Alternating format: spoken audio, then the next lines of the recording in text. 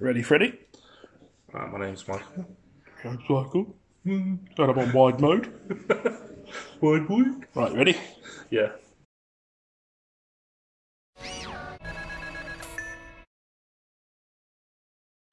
Hi guys, on to Rufio. It's Joe here. We've got Big P in the house, shaking the whole fucking camera as usual with them Hulk hands. Frankenpibs. We've also got Jimmy the Kid over here, Retired slightly out of YouTuber. shot, retired, giving up on you guys again. Go give him some shit. That's right, he'll be out of retirement in a couple of weeks. Yeah, that's fine. He'll be back on it when he realises he needs that YouTube money. Yeah. Ad revenue. When I realise I'm poor as shit again, yeah.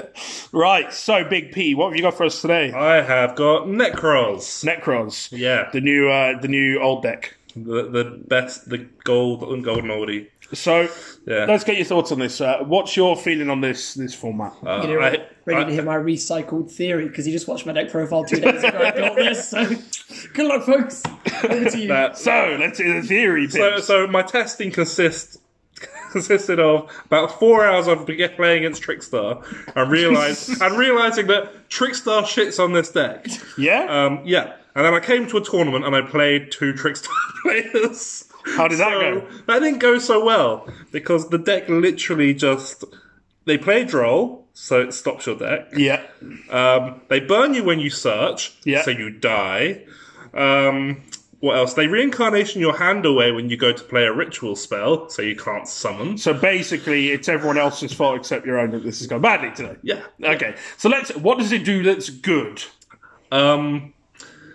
It doesn't use the extra deck, so that's nice. That's so you don't get fucked over by people who do stuff that stop you from playing the extra deck. Like Sanctum. Sanctum, exactly. You don't lose to that. Yeah, that's the thing. It screws over people who use the extra deck. Yeah, So that's always nice.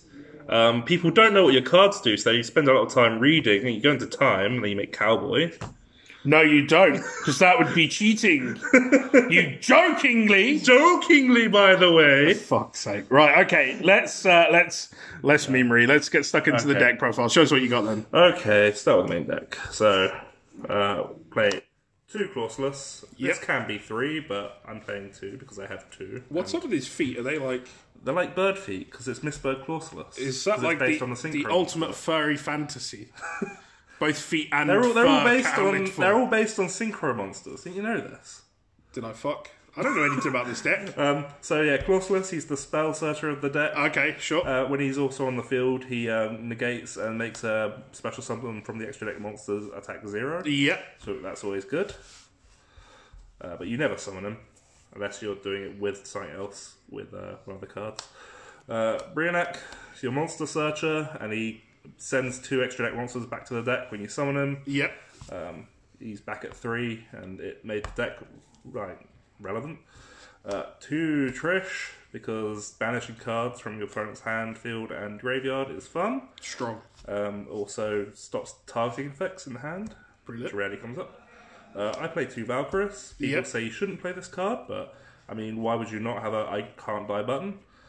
For most of the case. And Yep. also, if it sometimes comes up that you need to draw cards, you Yep. can tribute off your incantations to draw cards when they just sit there doing nothing. Play the one Gungnir because it stops your Nekroz monsters from being destroyed by battle or card effects. As a quick effect in your hand, which is really good because when they go to kill your Unicorn to get that extra back online, you go no. And then when it's on the field, it's discard 1, destroy a card, which comes up quite a lot. Yep. Big Boy Unicorn says no to the extra deck. Sends Herald from your extra deck to search cards. Yep. He's pretty much your turn 1 play, and he's level 4 for making Cowboy.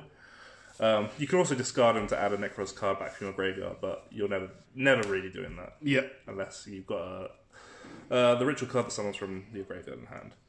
I play the Chalice Slime. So this card's kind of good, but I've never had a chance to really get into it, because I've just had better plays. But you reveal it in hand and then discard a card to summon incantation from deck. Yep. So essentially this, and it doesn't discard it, it just reveals it, so you can keep using it every turn. So essentially this gets you to any of your ritual pieces that you need just by discarding any blank card. Right. So it gives you even extended more access to Extended your deck. more access. Extended more access, yeah, words. But as if the Nekroz deck wasn't able to get to anything at any time, this made it even better. Cool. I play the Dance Princess because this card is dumb. It basically says you can't respond to my ritual spells, you can't respond to my ritual monsters, you can't target my ritual monsters. Yeah. And when it's used as a ritual tribute, you get to add a Nekroz monster back from your banish, so you get to add your Shrip back. Cool. Shrip, if this goes to 3, this deck will be absolutely ridiculous because he pays for any ritual monster, Nekroz ritual monster, in full, so you don't have to match up their levels, you just go free monster. Yeah. And then when he's used for the ritual tribute, you get to search for a Nekroz warrior monster from your deck, so it searches Brionac, which searches the rest of your deck. Cool. It's dumb. And then playing 3 Manju, thank you Jamie for the nice DT ones. It searches ritual cards. It's a normal summon. You don't have many in the deck, so it's level 4. Makes Cowboy. Then the incantations. So I play 2 of each of those and 2 of these. I didn't realise there was that many. Yeah, but really, you want to see one of them in your hand, opening hand, because it gets you to. You want to see these ones in the early game. You want to see these ones in the late game. So what's the difference? What do they do? So they all reveal either a monster or a spell, depending on which one it is, in your hand. A ritual monster or a spell. Special summon it and special summon one with a different name from your deck. The one that's summoned from your deck gets an effect. Right. So if Talismandra is summoned from your deck, you get to add a ritual monster from your deck. Yep. If Candle's summoned from your deck, you get to add a ritual spell from your deck. And then these ones do the same things, but they add from the grave monsters and spells. Right, okay. Which is why you want to see these ones early to reveal to special these ones, and then late you want to see these ones to special these ones. Right, so you can then recur your stuff back. Yeah. Yeah, makes sense. And their levels are usually quite relevant as well. Like, so if you summon this, that's a 9 for Trish. Oh, okay, sure. Right. So, it's a little bit of tactical play there as well. But when they're on the field, you can't summon from your extra deck. Right. But it's irrelevant in this deck anyway, more or less. Yeah, for the most part. Like, there are sometimes plays like going into Cowboy, going into Dweller. There's a Link monster you can make that I'm not playing because I don't have one, but some people play it, which is Towers for rituals. But they are really, really good. Again, extended access to your deck, as if this deck needed it. Mm-hmm. I then play the two Zaborg. Yep. This is the one I've heard everyone going crazy about with this deck. It is absolutely nuts when it goes off. Right. So you reveal one of these, you special another one, you've got 2 monsters on your field. Yeah. You haven't used your normal summon. You tribute them for this, and you tribute this for its effect. Right. So when it's summoned, you contribute a monster, and then send cards from your extra deck to the graveyard up to as many as you can up to the level of the monster sent. If the monster was a light monster, you get to choose. Both players send. Sorry. So if it's a light monster, you get to choose what your opponent sends to the graveyard. Right. So you play this, you tribute itself. It's a light monster. Goodbye your extra deck. Have fun playing. Right. So I managed to do this against an Orcus player, so I sent all of his Orcus stuff to the graveyard, all of his Nightmares, his Bardiche. He didn't have anything, so he just scooped. That's correct. Just pick up at that point. It's pretty dumb. Okay, sure. You can also, if you've got loads of incantations on the field, you can tribute these because they're also light. So if you don't want to send your whole extra deck because you might have plays, you don't have to. And then you've got a big guy 28 on field. Yeah. It's not like there was a guy who was playing next to me. He was like, "You're playing Zaborg, it's bad. There's only a 13% chance that it resolves." That guy. I'm like, well, yeah, but I don't care. It's a 13% chance for me to win the game on turn 1. Yeah. I'll take that for 2 cards. To be honest with you, with like the amount of digging and stuff you're doing, like even if you see it on your second turn. The ridiculous thing is, right, so you're sending this. If you're doing it turn 1, you're sending 3 Heralds, an Omega, you're sending 2 Toads to add back water monsters. You're going plus like 5,000 off this. Plus 5,000. As if ruining the extra deck wasn't enough. And Big on plays. the real though, you're at locals, like you're playing for the meme, even if you're not playing percentages. Like if you're ruining someone's day by taking away their extra deck, fam, it's like they didn't write their deck list. Exactly. Like, if I was playing this competitively, maybe I would not play it, but I'm playing the deck because it's fun. Yeah. So I want to do fun things. And also I said to play this in my deck profile. Did you? I don't know.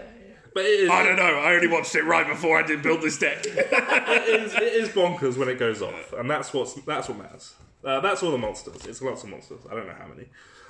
Spells. We play Extravagance. Yeah. I'm playing 2 because I have 2, but even if I had more, I'd still only play 2. You think 2's correct?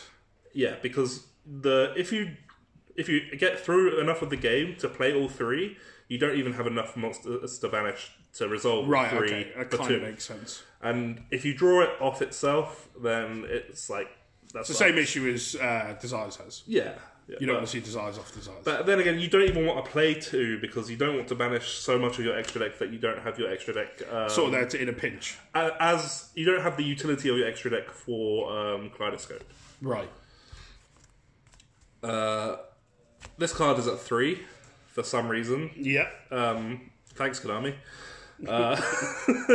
It searches Brionac, which searches the rest of your deck. So, again, it's... 3 things. This deck... You might as well just pick up your deck like this and be like, right, okay, game 1. Draw for turn, pick up my deck. It literally...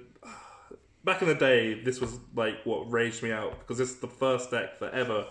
Right? That had access to everything at once, right? I'm correct in saying that? Everything was searching. Yeah, that was what made it so dumb and consistent. Oh god, yeah. I remember that format. Like, yeah. I put down Shadol for this deck, and like you guys don't know me, but like Shadol was my thing for 2 years. Put it straight down for this. I mean, people played Shadow Necros, right? Once in a Nah, while. Necroz didn't work. It was the... People put shit all in everything, though, didn't they? Like, Yeah, that's, I tried. I'm pretty sure you've tried anyway. So we play 2 of each of the ritual spells. yeah.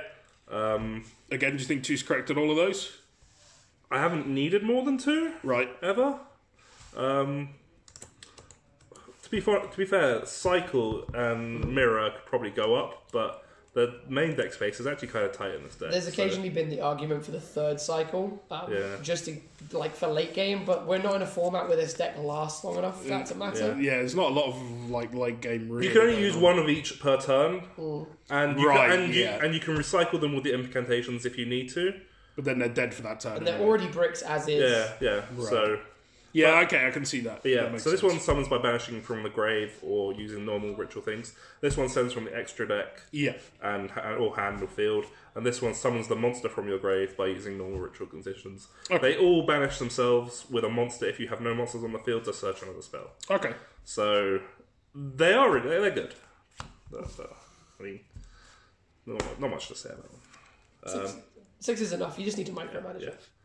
You just got to be careful with your plays. Rota, because it searches Shret and it searches Closeless to search spells. So then I play 3 Renewal of the World. Yep. Card is spicy, because you can Trish your opponent in their turn, and then Trish in your turn. So you activate it. When it's activated, you banish a ritual monster from your deck. Mm-hmm. You can then, after that resolves, at any point, you send it to the graveyard. Then you can either add that banished monster back to your hand, or you can ritual summon that monster by using 1 monster to ritual summon it. Right. So you set up by getting Shrit in your hand and this. I'm sure it counts for everything. Shrit counts for the whole summon. Right. So you flip this, you send Trish, you send this, it goes as costs, they can't ogre it.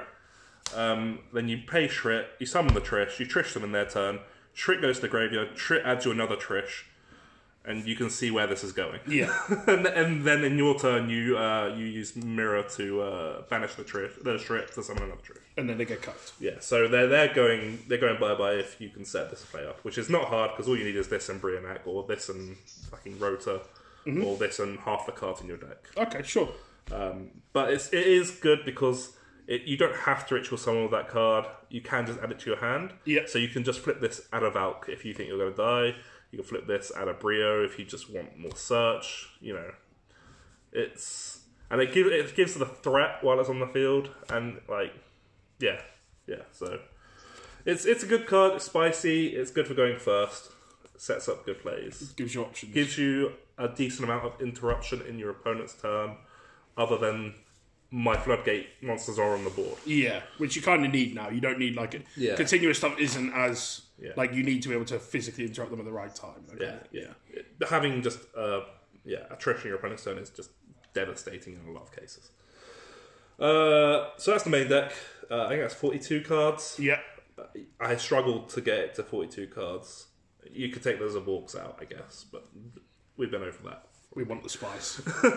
Extra deck. 3 Herald, because Herald is amazing. You send it for Unicorn, you need to play 3 because of Extravagance. And for Zaborg plays, and yeah.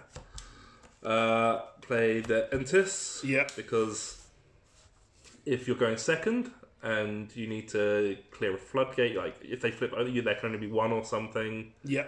Or goes and match, or whatever the one the attribute one is. You can send this for the Kaleido, pop the floodgate, and thingy Zaborg. Omega, because it puts stuff back when you use Zaborg. Yeah. Cloud Castle, it's a 9. And then I play 2 10s. It's really irrelevant what the cards are. I play an 11, and I play a 12, just for different Kaleidoscope plays, for summoning different amounts of monsters. Yeah. So not relevant for what they are, they're relevant for what they are. They are entirely irrelevant for what the monster is. They're only relevant for this little bit here. Okay, sure. Play Dweller, because it's a water deck, and you can make level rank 4s. So, and Dweller's just good. Yeah. Cowboy, because I'm not memeing. Cowboy because you're extra, or your opponent. Because your extra deck is irrelevant and it's there. Yeah. I'm playing a Miss Starboy. This should be a Toad, so this should be 2 Toads. But yeah, I mean, it never really comes up again. It's a board play, and I play a Sharyuja, but it should be the Nepthys Link. Yeah. Which is like a towers if you make it with 3 ritual monsters. Decks find it hard to get over, apparently. I don't know. Find out when you play it, I suppose. Yeah, when I get it. I don't really know what it does. Again, extra deck is mostly irrelevant. Cool. So, and no side for this one, no? I'm not going to bother doing my side because it's bad. Cool. And it was for our locals, so... Yeah. The only thing I will say is you can side Denko easily because you don't use your normal summon very often. That's pretty good. So you just go Denko, then you play. Good stuff. Yeah. Okay, cool. Well, any final words before we go? I think the deck is good. It's nice rogue. I need to learn it better, really. It's got a lot of new options as well. Yeah, it's not ABC, which is nice sometimes. Although ABC deck profile coming soon. Yeah, Spicy. he wanted to do that tonight, but it's too fucking late for that. That'll be next week. Next week. So you'll probably see it in 2 weeks. Good stuff. Any shout-outs? Shouts to Manascrew, Mark, yeah, the guy. He hooked me up with the trap cards today, hooked me up with the Cosmo Neos today. Yeah. Like a legend. Thank you for giving us the space. Any other shouts? Shouts to Rufio, shouts to Jamie_the_Kid. The one he stole the deck profile off? And the Manjus. And the Manjus. And the Manjus. Wait, where's the Gungnir? Did I say the Gungnir? Yeah, I you did. did. I did say Gungnir was in the deck, yeah. It was that DT crispness. Shoutouts PibsterPewPew at YouTube, youtube.com/PibsterPewPew. I'll put the link. Yu-Gi-Oh content coming on its way when I can be able to download an editing software. Which is never done. Now it's like, what, the Kirby Let's Play? Kirby Let's Play. Banjo-Kazooie. Cool, well, thank you very much for taking the time to do the profile. Much appreciated. Cool. Thank you, Jimmy, for lending him shit so we can do profiles on my channel. Giving input on a deck that I'm still a beginner with. Indeed. Right. Thank you very much for watching, guys. Much appreciated. Don't forget to subscribe if you haven't already. And I will see you in the next one. Smash that like button. I'm afraid that's all we have time for in this video. If by chance you haven't had enough of listening to me waffle at you through a video about a children's card game, you can follow me on Facebook and Twitter. The links are on the screen, or if you're feeling really lazy, you can click the links in the description. While you're at it, don't forget to hit that subscribe button so you don't miss out on future content too. It'll make me smile, I promise. And who can ask for more than that? Thanks for watching, see you in the next one.